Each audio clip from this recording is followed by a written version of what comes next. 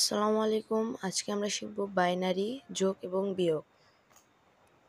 কিভাবে ক্যালকুলেটরে এটা করব, এর জন্য আমরা প্রথমে মোট দুইবার চাপবো। দুইবার চাপার পর বেস অপশানে চাপার জন্য 3 ক্লিক করতে হবে। এরপর 3-এ চাপবো। 3-এ চাপার পর এভাবে আসবে, ওই যে উপরে ছোট্ট করে দেখবেন বিন লেখা, এখানে চাপবো। এখানে চাপার পর বাইনারি হয়ে যাবে। এরপর আমরা সংখ্যাটি তুলে নেব। 1 1 3টা 1 তুলে নেওয়ার পর আমরা যোগ দিয়ে 1 1 1 তুলে নেব। এরপর আমরা সমানে ক্লিক করব।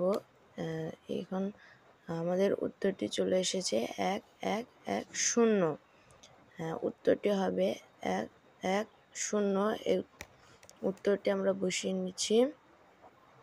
এরপর দেখা যাক আমরা বিয়োগ করব। বিয়োগ করার ক্ষেত্রে দেখি আমরা আবার ওই সংখ্যাটি তুলে নেব।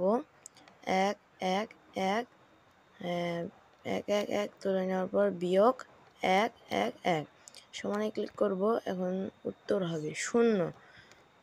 উত্তর কত? 0। এখন তোমরা নিচে এই অঙ্কটি তোমরা ক্যালকুলেটরে সলভ করে আমার কমেন্ট বক্সে দিয়ে দাও।